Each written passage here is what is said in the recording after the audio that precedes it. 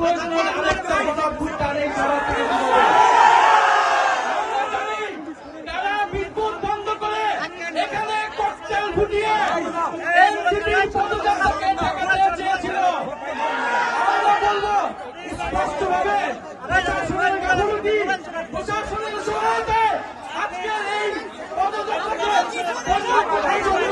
এখানে ককটেল বিস্ফোরণ করা হয়েছে।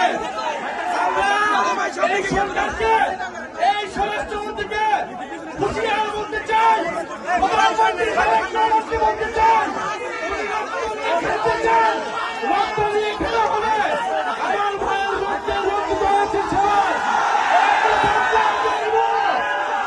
তারেক রহমানকে জবাব দিতে হবে, কেন সে নিরাপত্তা নিশ্চিত করতে পারে নাই। প্রধানমন্ত্রী সাহেবকে জবাব দিতে হবে, সে নিরাপত্তা নিশ্চিত করতে পারে নাই। আপনারা ককটেল ফুটান, গুলি চালান, বোমাবাজি করুন, এনসিপির জুলাই পদযাত্রা চলমান থাকবে। সারা বাংলাদেশে আনাচে কানাচে প্রত্যেকটা উপজেলায় আমরা জুলাই পদযাত্রা নিয়ে যাব, জনভোটের গণনায় বাস্তবায়ন করব, ফ্যাসিস্ট গণহত্যাকারীদের বিচার নিশ্চিত করব এবং সীমান্তের সুরক্ষা সহ তরুণদের কর্মসংস্থান সকল দাবি আদায় আমরা নিশ্চিত করব।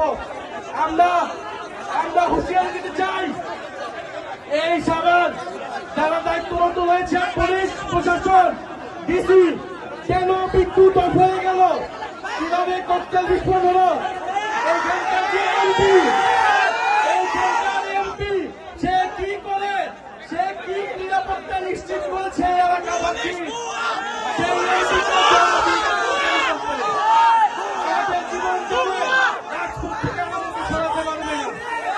আজকে আমাদের এখান থেকে আমাদের কয়েকজন ভাই গুরুতর আহত হয়েছে। আমরা এর বিচার চাই। যদি দ্রুত সময়ের মধ্যে এই তদন্তের বিচার নিশ্চিত না হয়, তাহলে এখানকার স্থানীয় প্রশাসন এবং এমপি তাকে জবাবদিহিতার আওতায় আমরা এবং এনসিপির পদযাত্রা চলমান থাকবে। যত ভয় ভীতি, বোমাবাজি, ককটেল সবকিছুকে উপেক্ষা করে আমাদের পদযাত্রা চলমান থাকবে এবং স্পষ্ট আজকের এই ককটেল বিস্ফোরণ, বোমা বিস্ফোরণ প্রশাসনের সহায়তায় হয়েছে।